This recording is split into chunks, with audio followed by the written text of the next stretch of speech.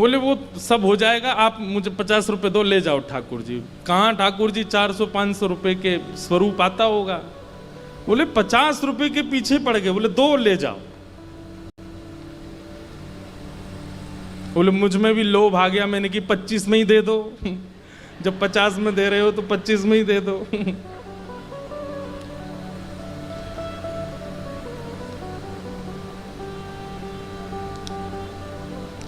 ले लिए ठाकुर जी।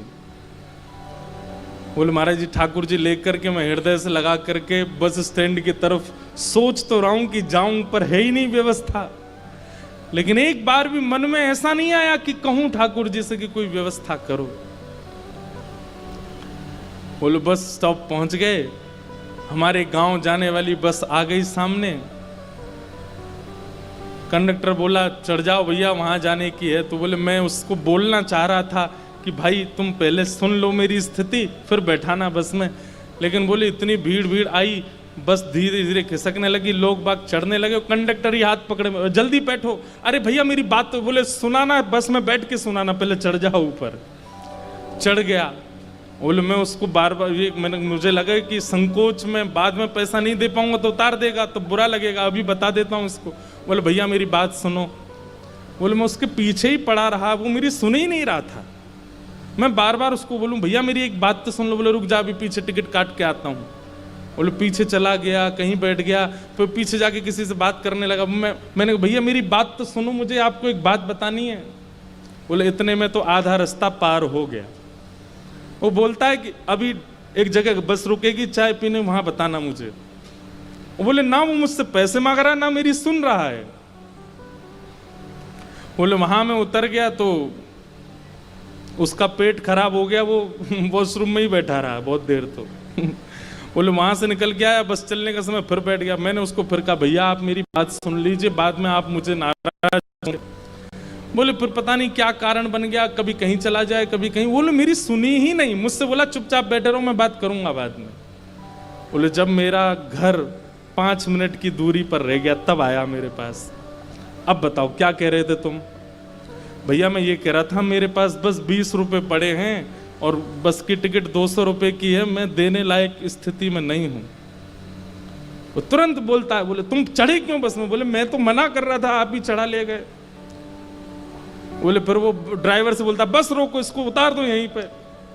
बोले जहां उतारा था वहीं मेरा घर था पास में।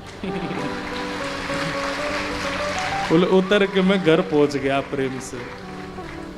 मैंने कहा भाई तुम्हारी जय हो। ऐसे ठाकुर जी, अब वो ऐसे ठाकुर जी। इसलिए इनको केवल आप बातें मत समझा कीजिए कि बस कोई आया मंच पर बैठ करके सुना के चला गया।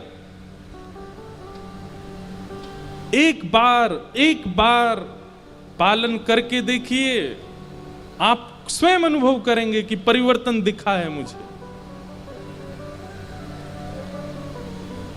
सत्य, चैतन्य और आनंद, इन 3 स्थितियों का भाव।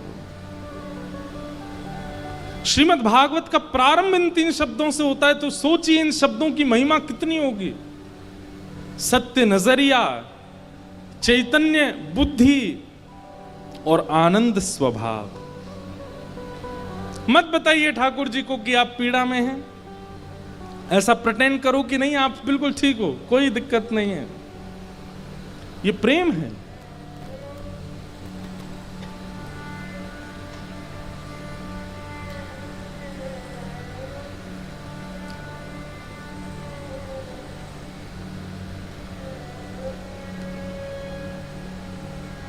न कोई शिकायत नहीं कोई अर्जी, कर लो करा लो प्रभु जो है तेरी मर्जी। सुख दो या गम जो भी प्रेम से सहूंगा, जहां ले चलोगे वहीं मैं चलूंगा।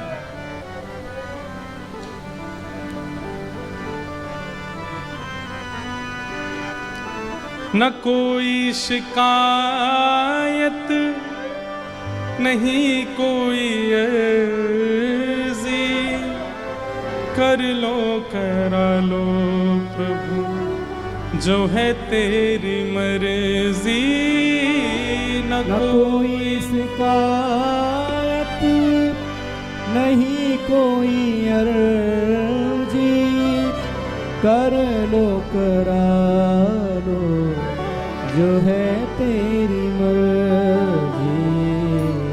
सुख दो या गम जो भी, सुख दो या गम जो भी, सुख दो या गम जो भी, सुख दो या गम जो भी, प्रेम से सहूंगा जहाँ ले चलोगे वहीं मैं चलूँगा।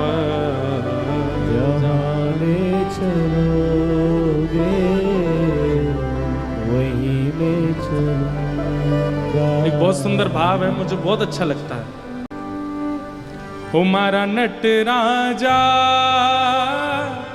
थारो नचायो नाचूं रे, मारा नटराजा थारो नचायो नाचूं रे, मारा नटराजा थारो नचायो नाचूं रे, मारा नटराजा थारो नचायो नाचूं रे, ओ मारा गिरधर लाल थारो नचायो नाचूं रे, मारा गिरधर लाल थारो नचायो नाचूं रे। जा रंग रा कपड़ा पहरावे वैसो ही स्वांग बनाऊं, जा कपड़ा कपड़ा पहरावे वैसो ही स्वांग बनाऊं, जा रंग रा कपड़ा पहरावे तैसो ही स्वांग बनाऊं, जा रंग रा कपड़ा पहरावे कैसो ही स्वांग बनाऊं, और जैसो बोल बुलावे मुख सो, जैसो बोल बोलावे मुख सो, जैसो बोल बुलावे मुख सो, जैसो बोल बोलावे मुख सो, मैं वैसी ही बात सुनाऊं सुनाऊं, मारा गिरधर लाल थारो नचायो नाचूं रे, मारा गिरधर लाल थारो नचायो नाचूं रे, हे राधा रमण लाला थारो नचायो नाचूं रे, राधा रमण करताल बजा के गाओ श्री राधा रमण लाल की।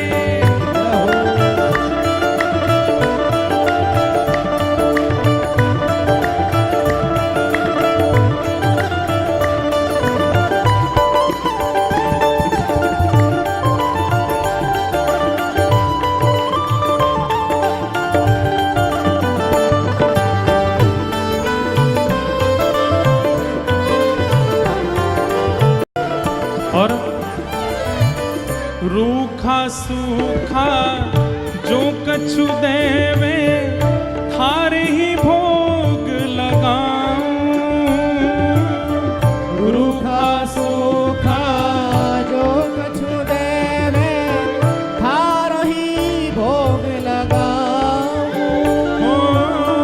रूखा सूखा जो कछु देवे थारे ही भोग लगाऊं, रूखा सूखा जो कछु देवे थारे ही भोग लगाऊं, और रूखा सूखा ठाकुर जी कहेंगे अच्छा तो रूखो सूखो हमें भोग लगावे को। फिर अगली पंक्ति में क्या कह रहे हैं, और कभी कभी हाँ खीर परोसिया छाछ राबड़ी, खीर परसया छाछ राबड़ी, खीर परसिया छाछ राबड़ी खीर परसया छाछ राबड़ी मैं सबई प्रेम सो पवाऊं मारा गिरधर लाल तारो न चायो ना चूरे मारा गिरधर लाल तारो न जायो ना चूरे हे मारा नट राजा तारो न चायो ना चूरे मारा राजा तारो न जायो ना और चूरे ये पंक्ति मेरी सबसे प्रिय है। क्या? घर का प्राणी कहा न माने मन मन खुशी मनाऊं घर का प्राणी कहा न माने मन मन खुशी मनाऊं सखा संबंधी कहा न माने मन मन खुशी मनाऊं सखा संबंधी कहा न माने मन मन खुशी मनाऊं कोई व्यक्ति आपकी एक बार कही गई बात मान जाता है, इसका मतलब क्या है? आपकी हर बात मानने वाले व्यक्ति के प्रति आपका मोह बढ़ेगा। अरे मैं जो कह दूं तुरंत करता है। और कोई आपकी ना माने तो उसके प्रति जो तनिक मोह होगा वो भी छूट जाएगा। ठाकुर जी यदि घर के लोग आपकी बात नहीं मानते हैं तो ठाकुर जी चाह रहे हैं भाई सब तज हरि भज, सब छोड़ दे मेरे पास रहे। घर का प्राणी कहा न माने मन मन खुशी मनाऊं घर का प्राणी कहा न माने मन मन खुशी मनाऊं हे थारे इस मंगल विधान में थारे इस मंगल विधान में थारे इस मंगल विधान में थारे इस मंगल विधान मैं काहे टांग अड़ाऊं मारा गिरधर लाल तारो न चायो ना चूरे मारा हारो न चायो ना हे मारा नट राजा तारो न चायो ना चूरे मारा राजा हारो न चायो ना हे मारा गिरधर लाल तारो न चायो ना चूरे मारा गिरधर लाल हारो न चायो ना और जो तू ठोकर मार गिरावे लकड़ी जो गिर जाऊं जो तू ठोकर मार गिरावे लकड़ी जो गिर जाए वैसे हमें पता है कि ये सब भाव आप गा रहे हो, मानने वाले नहीं हो इनमें से एक भी। घर का एक भी आदमी अगर आपकी सुनना बंद कर दे तो आप अनुष्ठान बैठा दोगे, आप ठाकुर जी के पाठ शुरू कर दोगे हनुमान चालीसा के, पत्नी सुनना शुरू करे मेरी नहीं, ठोकर लग जाएगी तो ठाकुर जी से शिकायत करोगे, नाथ क्यों इतनी ठोकरें लगती हैं मुझको। यहाँ गा रहे हो, ये आप सब लोग हमारे प्रति कृतज्ञता ज्ञापन कर रहे हो, पर इसको इम्प्लीमेंट करने वाले कोई भी नहीं है, मैं जानता हूं अच्छे से, लेकिन फिर भी गाइए। क्योंकि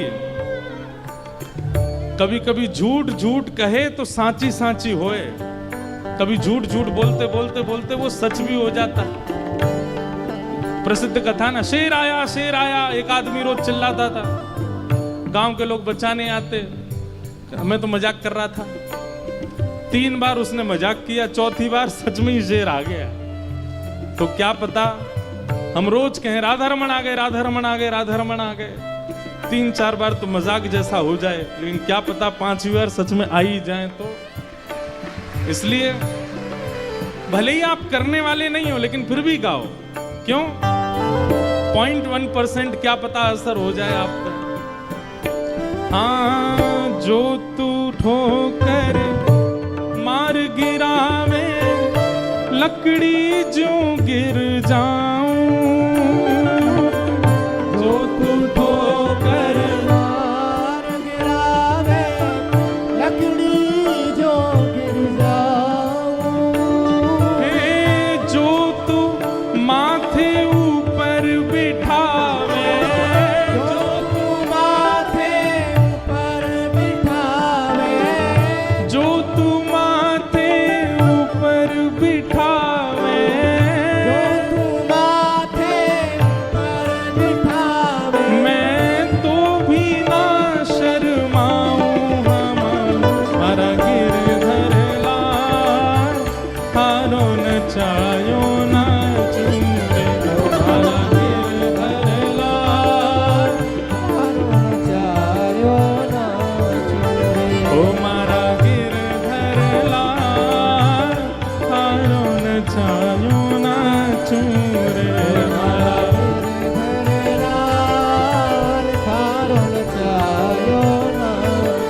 ओ प्यारा गिरधर लाल हारो नचायो ना चूरे।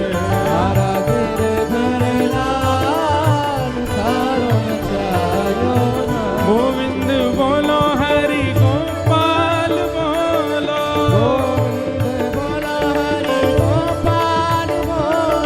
गोविंद बोलो हरि गोपाल बोलो।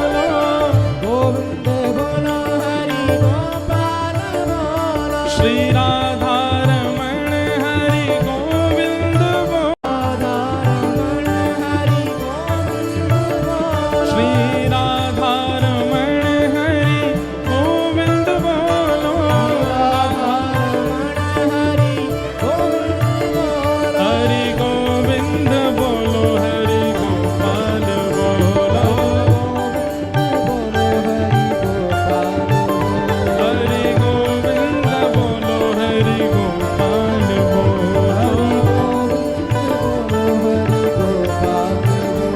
हरि गोविंद बोलो हरि गोपाल बोलो। श्री गोविंद बोलो हरि गोपाल बोलो। करताल बजा के गाओ। श्री राधा रमण हरि गोविंद बोलो। श्री राधा रमण हरि गोविंद बोलो। श्री राधा रमण हरि गोविंद बोलो। श्री राधा रमण हरि गोविंद बोलो। श्री राधा रमण हरि गोविंद बोलो। जय जय श्री राम। जय जय श्री राम। जय जय श्री राम।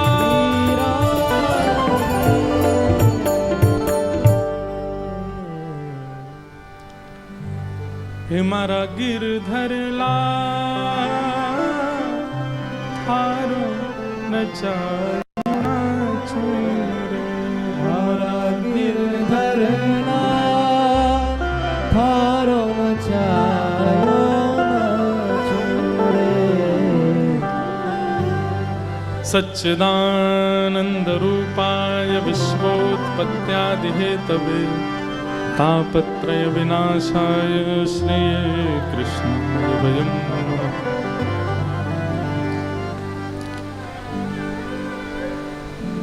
88,000 सोने का ऋषि मानव कल्याण के लिए यज्ञ कर रहे थे नैमिषारण्य क्षेत्र में, लेकिन मानव कल्याण का जब फल मिलता नहीं दिख रहा था, यज्ञ की सफलता अनुभव नहीं हो रही थी, तब वहां सूत जी का आगमन हुआ और सूत जी से 88,000 ऋषियों ने प्रश्न किया कि इस घनघोर कलिकाल में मानव कल्याण कैसे हो, कृपा कर हमें बताओ।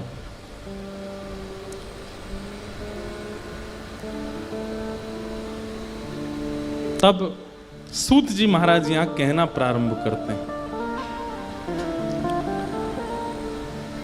कालव्यालमुखग्रास त्रास निर्णास हेतवे श्रीमद्भागवतं शास्त्रं कलौ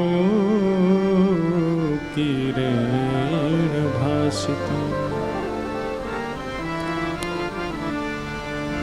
मानव कल्याण कहते किसको है? हम जीवात्माओं का कल्याण किसमें है? ये प्रश्न यदि मंच से किया गया तो अनेक लोग इसके पृथक पृथक उत्तर देंगे, और क्योंकि आप कथा में बैठे हो इसलिए आप सबसे पहला उत्तर यही दोगे, ठाकुर जी की प्राप्ति यही हमारा कल्याण है।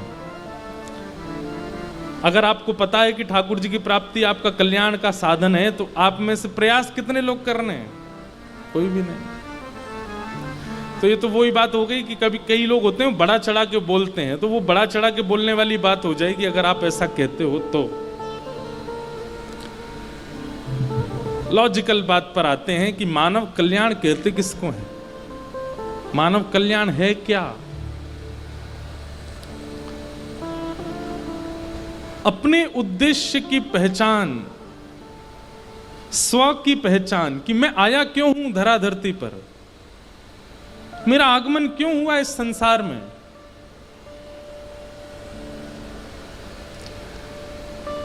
क्या केवल भोजन भजन, सॉरी भजन नहीं, भोजन वजन भोजन वजन यही बढ़ाने के लिए आए हैं हम संसार में? यही बढ़ाने के लिए आए हैं हम संसार में?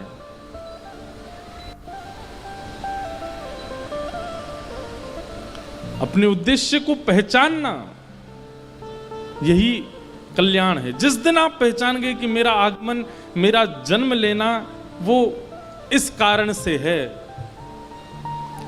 उसी दिन आपका कल्याण होना प्रारंभ हो जाएगा। और मानव कल्याण का दूसरा भाव क्या है? पुनर्जन्म न विद्यते, पुनः दोबारा संसार में आना ना पड़े, तब समझो कि उसका कल्याण हुआ।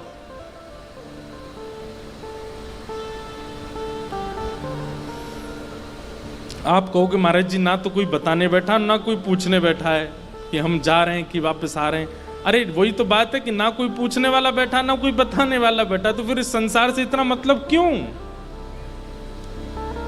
आपको ही पता होगा कि आपका कल्याण हुआ कि नहीं। जब अपने से ही सारे काम होने हैं तो फिर इतने लोगों से संबंध क्यों? इतनों के प्रति आसक्ति क्यों? कल्याण होगा तो आपको आपका होगा, आपको पता चलेगा, और आप किसी और को उससे कोई अभिप्राय होने वाला नहीं है। इसलिए अपने कल्याण का साधन पहचानना, इसका मतलब है कि अपने आगमन की स्थिति पहचानना। हम क्यों आए हैं इस संसार में, क्या कारण है इस यहां आने का। आद्य गुरु शंकराचार्य भगवान कहते हैं, कोहम कस्त्वम कुत आयात। हम कौन हैं, तुम कौन हो, यहां क्यों आए हैं। हमारे सदगुरुदेव की कृपा हम पर हुई, हम तो पहचान गए कि हम क्यों आए हैं। हम तो जान गए कि हमारा इस संसार में जन्म क्यों हुआ। आप कहोगे आप लोगों को कथा सुनाने के लिए, नहीं, जीवन भर ये जीव मिली है, जब तक ये जीव में बोलने की सामर्थ्य है तब तक केवल हरि चर्चा बोलने के लिए हमको जन्म मिला। सुन के कल्याण करना नहीं करना ये आपके ऊपर निर्भर करता है। हमसे और कोई काम हो ही नहीं सकता।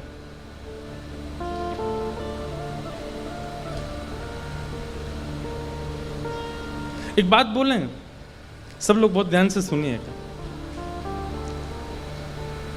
इस संसार में जैसे क्रिकेट में ऑलराउंडर होना बहुत अच्छी बात है। आप बैटिंग भी कर लेते हो, बॉलिंग भी कर लेते हो। पंखों से सावधान रहना भैया। इधर देखो, इधर देखो। क्रिकेट में आप बॉलिंग भी कर लेते हो, बैटिंग भी कर लेते हो, फील्डिंग भी कर लेते हो, कीपिंग भी कर लेते हो, कमेंट्री भी कर लेते हो, एम्पायर भी बन जाते हो, ऑलराउंडर हो, अच्छी बात है। क्रिकेट में, खेल में ऑलराउंडर होना अच्छी बात है, पर इस संसार में ऑलराउंडर होना बुरी बात है। कई लोग होते हैं वो जब कथा में आते हैं तो तिलक भी लगा लेते हैं, और जब दूसरे वाली जगह पर जाते हैं तो वहां के अनुसार भी बन जाते हैं। उनको रात वाली पार्टी करा दो, उसमें भी वो निपुण हैं, और कथा सुनवा लो, उसमें भी निपुण हैं। उनको संसारिक क्रियाएं भी बहुत अच्छे से आती हैं, भक्ति भावनाएं भी, दिखावा करना बहुत अच्छे से आता है। गाड़ी चलाने में भी निपुण हैं, खाना बनाने में भी निपुण हैं, इसमें भी निपुण हैं, उसमें भी निपुण हैं, सब चीजों में निपुण हैं। संसारी विषय भोग मंच से बोली नहीं जा सकती, इसलिए हम उसका आजू बाजू के नाम ले देते हैं। अगर संसार के हर विषय में आप निपुण हो, ऑलराउंडर हो, तो ये बहुत गलत बात है।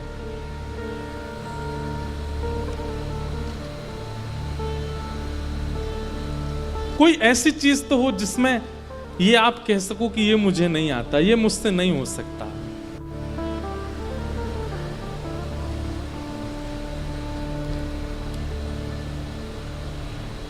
मीराबाई ने स्पष्ट कर दिया था अपने, आज मीराबाई का बहुत चिंतन हो रहा, पता नहीं क्यों होता है, कई कई कथाओं में किसी भक्त का ज्यादा स्मरण होता है।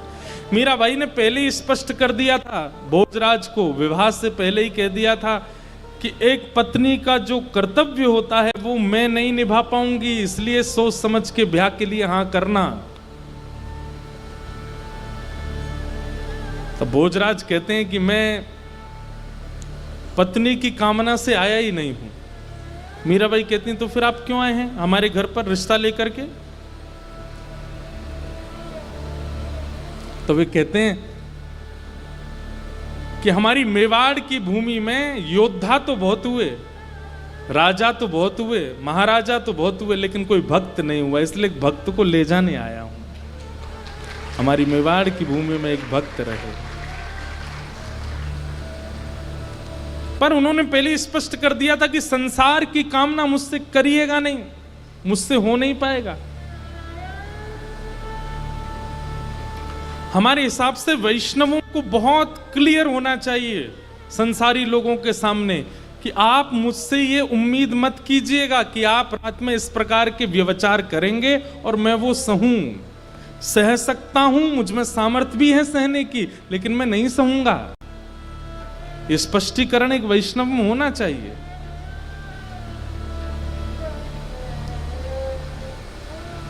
संसार में रहते हैं तो ये सब होता है, होता होगा, पर मैं उसको एक्सेप्ट नहीं कर सकता। एक विषयी व्यक्ति जब कह देता है इस बात को, तो फिर एक वैष्णव व्यक्ति क्यों स्पष्ट नहीं कर सकता? वैष्णव व्यक्ति हर जगह सेटलमेंट करने के लिए तैयार क्यों हो जाता है? वो सेक्रीफाइस क्यों कर लेता है सब जगह? कुछ समय तो सेक्रीफाइस करना पड़ेगा आपको, क्योंकि संसार नहीं तो आपको जीने नहीं देगा, लेकिन एक स्थिति आने के बाद में नहीं करना है।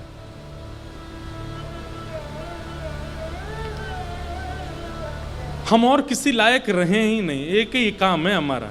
हम तो एक बार कहते हैं कथा में, सबसे ज्यादा संसार में फंसते कौन है पता है? पुनर्जन्म सबसे ज्यादा किन लोगों का होता है? जो भक्ति भी करते हैं और विषय भी भोगते हैं, दोनों तरफ पैर लगा रखे हैं। 7 दिन कथा हो रही है तो आचरण शुद्ध है, लेकिन कथा विश्राम होते ही अब तो कथा हो गई। 9 दिन की नवरात्रि चल रही है तो आचरण शुद्ध है। दशहरा आते ही तो अब तो खुली छूट है महाराज। मैं कहाँ था अभी, कहीं कथा थी, हाँ चंडीगढ़ में कथा थी नवरात्रि के समय। तो दशहरा के दिन शायद पूरी हुई थी, पता नहीं, मुझे याद नहीं, पर मुझे खबर क्या सुनाई दी कि 10वीं के दिन, जिस दिन नवरात्रि पूरी हुई उसके अगले दिन किसी मांस की शॉप का इतना विक्रय हुआ सामान कि सुबह खुलने के 3 घंटे के भीतर भीतर तो सब बिक गया, बचा ही नहीं। मैंने कि भाई राक्षस रहते हैं संसार में।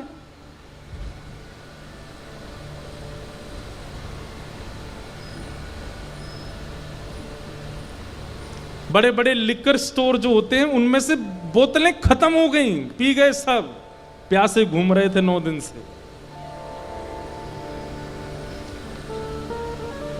मेरे मन में तब आता है कि वो 9 दिन क्यों नहीं पी गई, क्योंकि विचार ये था कि नवरात्रि चल रही है, अभी मैया जी का वास है, इसका मतलब वो भक्ति भी कर रहे हैं और 10वीं आते ही वो छोड़ भी नहीं रहे हैं। ऐसी स्थिति के जो लोग होते हैं जो दोनों तरफ मुंह मारते हैं, उनकी अधोगति निश्चित है।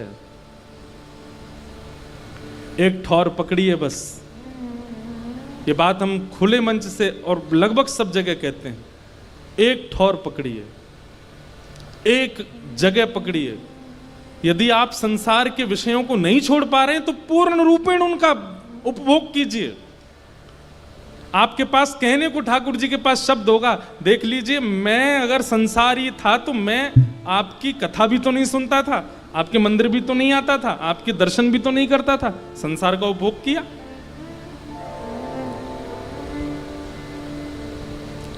लेकिन कथा भी सुननी है, मंदिर भी जाना है, तिलक भी लगाना है और फिर वो सब भी करना है, ये उचित नहीं है।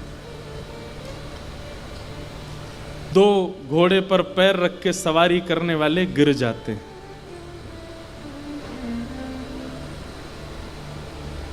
एक बार मैं ये बात कहीं कह रहा था, 2 घोड़ी पर पैर रख के सवारी करने वाले गिर जाते हैं, तो एक व्यक्ति मुझसे बाद में बोला, महाराज जी तो दुल्हा बग्गी पे बैठ गया तो उसमें भी तो 2 घोड़ी होती हैं। मैंने कहा तो क्या समझ रहे हो, ब्याह के बाद वो उठ जाता है वो भी पतन के लिए ही जा रहा है बेचारा एक के रहिए। यदि आप भक्ति मार्ग में आपको शांति मिलती है तो अब प्रयास कीजिए कि पूर्ण रूपेण आइए इस मार्ग में, पूर्ण रूपेण सर्वस्व दीजिए इस मार्ग को।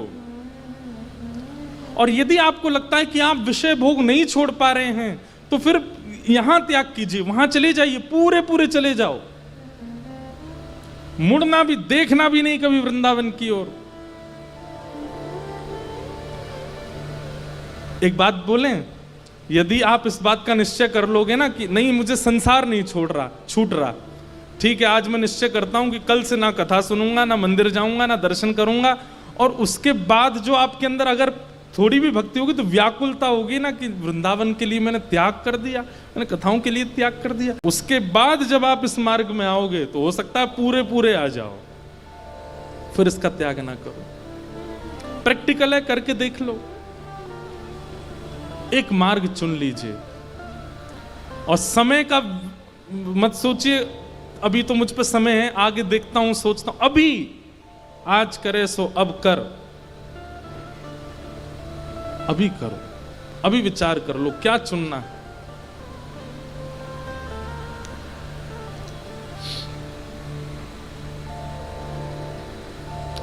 कि कालव्याल मुखग्रास त्रास निर्णास है तवे श्रीमद्भागवतं शास्त्रं कलौ कीरेण भाषितम्। मानव कल्याण यदि आप चाहते हैं, अपना कल्याण यदि चाहते हैं तो श्री भागवत जी का आश्रय लीजिए। भागवत जी से यही प्रश्न रख करके रोज कथा सुनिए कि मेरा कल्याण कैसे होगा। भागवत जी आपको साधन बताएंगे। किसी का कल्याण ज्ञान मार्ग से है, किसी का कल्याण वैराग्य मार्ग से, किसी का कल्याण भक्ति मार्ग से, किसी का कल्याण प्रेम लक्षणा भक्ति मार्ग से है, और किसी का कल्याण संसार के भोग विलास से ही है। यह भी बात है। कई लोगों को ठाकुर जी ने दुनिया में भेजा ही इसीलिए कि ये भोग भोगें, इनके लिए और कुछ नहीं है। क्यों? क्योंकि वे भोग भोगेंगे तो उनको देख करके कई और लोग भी तो भोग की तरफ भागेंगे। माया अपना काम कैसे करेगी, फिर संसार कैसे चलेगा अगर भोग भोगने वाले ही नहीं बचेंगे तो। इसलिए कुछ लोग वो भी चाहिए। भाई सब पांडव थोड़ी हो सकते हैं, कुछ कौरव भी तो बनाए जाते हैं जो कृष्ण को देखते हैं, कृष्ण को पूजते हैं, कृष्ण से मिलते हैं, कृष्ण को छूते हैं, फिर भी कौरव ही रहते हैं। संसार में दोनों चीजें चाहिए। भोजन की थाली में मिठाई है तो नमकीन भी तो है, तभी तो भोजन है। तो कई लोगों का कल्याण भोग से ही है। कल्याण मतलब उनको भेजा ही इसीलिए कि वो भोग भोगें। पर हमारी एक बात सत्य मान लीजिएगा, ये कैसे पता चले कि हम भोग भोगने आए हैं कि भक्ति मार्ग के लिए आए हैं? अपने जीवन काल में एक बार भी यदि कथा प्रिय लग गई हो, अपने जीवन काल में एक बार भी वृंदावन प्रिय लग गया हो, अपने जीवन काल में एक बार भी अपने सदगुरु प्रिय लग गए हो, उनकी वाणी प्रिय लग गई हो, उनका दर्शन प्रिय लग गया हो, तो इसका मतलब आप भोग भोगने के लिए बने ही नहीं हो। आप भोग के लिए आए ही नहीं हो। आपका रुझान भक्ति मार्ग में एक बार भी हुआ है तो इसका मतलब भोग्य वस्तु आपके लिए नहीं है।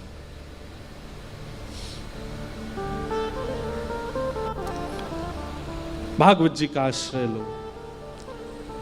सौनकादि ऋषियों ने सूत जी महाराज से प्रश्न किया। सूत जी ने कहा भागवत जी में सामर्थ्य है मानव कल्याण करने की। तो प्रश्न किया कि कैसे भागवत जी कल्याण करती हैं, कृपा करके बताओ। तो कहते हैं एक बार की बात है, भक्ति महारानी के दो पुत्र ज्ञान और वैराग्य दोनों वृद्ध हो गए। क्योंकि भक्ति तो सब करते हैं पर ज्ञान और वैराग्य का आश्रय कोई नहीं लेता, इसलिए ज्ञान वैराग्य वृद्ध हो गए। तब वृद्ध हुए ज्ञान वैराग्य को पुनः युवा करने की प्रेरणा से नारद जी महाराज बद्रीनाथ गए और बद्रीनाथ में जाकर के सनक सनंदन सनातन सनत कुमार भगवान के प्रथम अवतार, उनसे पूछा कि ज्ञान और वैराग्य युवा कैसे होंगे, कृपा करके बताओ। बहुत ध्यान से सुनिएगा। व्यक्ति कुमार्ग पर क्यों चलता है? क्योंकि ज्ञान का अभाव है। छोटे बच्चे को 500 रुपए अगर आपने दिए तो वो मुंह में लेके फाड़ देगा, क्यों? अज्ञानी है। ठाकुर जी योग्यता सबको देते हैं, शक्तियां सबको देते हैं, इंद्रियां सबको देते हैं, पर हम अबोध बालक की तरह उन शक्तियों का, उन इंद्रियों का दुरुपयोग कर देते हैं। समझ में आ रही है बात? 12-13 महीने के बालक को आप 500 रुपए दो, क्या करेगा? मुंह में ले लेगा, खा जाएगा, फाड़ देगा, चितड़े कर देगा उसके। लेकिन वही 500 रुपए का नोट आप 12 साल के बच्चे को दो, या तो जेब में रख लेगा, गुल्लक में रख देगा, या मां को दे देगा, संभाल लेगा। ये कैसे परिवर्तन हो गया? ये जब 13 महीने का तब तो फाड़ दिया था इसने। अरे भाई उसमें अब ज्ञान आ गया, अब वो बोधवान हो गया। बहुत ध्यान से सुनिए सब लोग।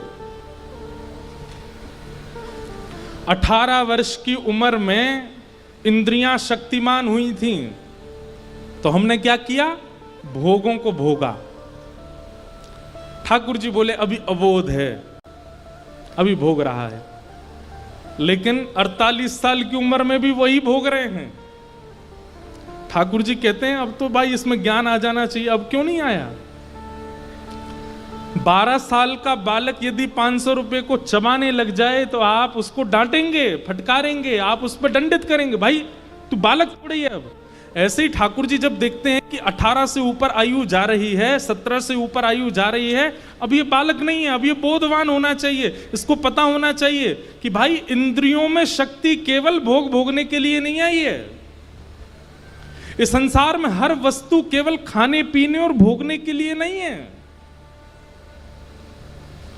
और तब भी अगर हम नहीं समझ पाते हैं तो ठाकुर जी हमको अबोध मान करके, और फिर 12 साल के बच्चे पे अबोध मान के हंसा नहीं जाता, उस पर क्रोध करके दंड दिया जाता है। ठीक वैसे ही जब 28-29 की उम्र में ठाकुर जी देखते हैं अब भी नहीं संभल रहा है, तो फिर ठाकुर जी दंड रूप में उसको खुद से दूर कर देते हैं और भोगों में फेंक देते हैं।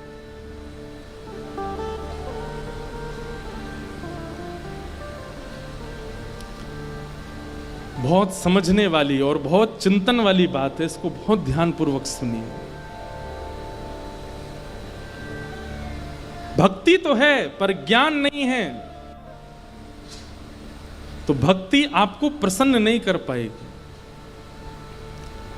इसलिए ज्ञान का होना जरूरी है। और ज्ञान का मतलब बहुत नॉलेज नहीं, ज्ञान का मतलब केवल सही और गलत की पहचान, यही ज्ञान है। वैराग्य भक्ति के दूसरे पुत्र का नाम है। वैराग्य का मतलब क्या है? जैसे कई बार आपको कोई लत लग गई और उस लत को आप छोड़ नहीं पा रहे हैं, इसका मतलब आपके अंदर वैराग्य की कमी है, आपके अंदर राग हो गया है उस वस्तु के प्रति। कई लोगों को क्रोध की हो जाती है, कई लोगों को मोह की हो जाती है, कई लोगों को ईर्ष्या की हो जाती है। ये भक्ति के दो पुत्र हैं, ज्ञान और वैराग्य। ये यदि जागृत नहीं होंगे, हमारा कल्याण निश्चित नहीं हो पाएगा। और इन दोनों को जागृत करने की सामर्थ्य श्रीमद् भागवत जी में, ज्ञान और वैराग्य। मैं एक बात कहा करता हूं कि श्रीमद् भागवत की कथा सुनने से, सत्संग श्रवण करने से, कथाएं सुनने से क्या होता है? बोध होता है। क्या सही है, क्या गलत है, क्या उचित है, क्या अनुचित है। सब लोग इधर देखो, बहुत ध्यान से सुनो।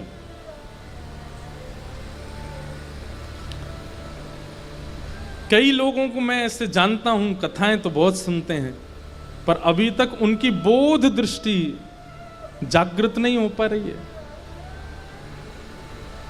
वो अभी भी कहीं ना कहीं अज्ञान में। अब मुझे एक जगह का नाम याद नहीं, नाम तो याद है लेकिन बोलूंगा नहीं। कहीं कथा थी, 7 दिन सामने बैठ करके यजमान ने कथा सुनी, और वो इतने ध्यान से बैठ करके सुनता था, मुझे इतना अच्छा लगता था। मैंने कि ये यार बिल्कुल हिलता भी नहीं है, ऐसी बैठ के पूरी कथा सुनता है। 6 दिन तक उसने मुझसे ना बात करी ना कुछ, बस प्रसन्न मुद्रा में कथा सुनता था, एक टक होकर के। मुझे लगा था कि 7वें दिन जाने से पहले मैं एक बार उसको हृदय से लगा के जाऊंगा, भाई तूने इतने ध्यान से कथा सुनी। 7वें दिन उसी का ही किसी के द्वारा संपर्क आया कि मुझे महाराज जी से मिलना। मैंने कहा मुझे भी मिलना, बुलाओ उसको। मैंने बढ़िया पटका, मिठाई का डिब्बा आदि सब निकाल के रखे, उसको दूंगा। बड़े अच्छे से कथा सुनी। भाई श्रोता जितना ध्यानपूर्वक बैठता है ना, वक्ता उतनी अच्छी कथा कहता है। 7वें दिन आया, अंदर आके बैठ गया। मैंने भैया बहुत बढ़िया, तुम इतने प्रेम पूर्वक। बोले वो तुम अच्छा है, मैं प्रेम पूर्वक कथा सुन रहा था, पर महाराज जी आपने गलत किया। मैंने क्या? 7 दिन में एक भी बार मेरा नाम नहीं बोला आपने। मैं यही सुनता रहता था कि अब मेरा नाम तो बोलेंगे, अब ये इस दृष्टांत में बोलेंगे कि ऐसा स्वभाव तो इनका है। मैं पूरी कथा ध्यानपूर्वक सुनता था। महाराज जी मेरे रिश्तेदार, नातेदार, मेरे दूर दूर के जलने वाले लोग भी कथाओं में आते थे। आपने एक बार भी मेरा नाम नहीं कहा। महाराज जी आज आखिरी दिन है, प्लीज मेरा नाम बोल देना मंच से। मैंने पटका छुपा दिया भीतर, मैं तू लायक नहीं है भाई इसके। कई बार कथाएं कहने के बाद भी परिवर्तन नहीं दिखता, तो इतना ठेस पहुंचता है शरीर को। भैया सैल गए तुम्हारे, इतना ठेस पहुंचती है हृदय को। याद रखिएगा, कभी वक्ता के आगे, गुरु के आगे जाओ तो बहुत संभल के जाना, क्योंकि वो आपकी बोली हुई बातें और चाल डाल सब परखता है कि ये कथाएं तो इतनी सुनता है, पर परिवर्तन कितना है। और जब परिवर्तन नहीं दिखता ना, तो गुरु को बहुत कष्ट होता है।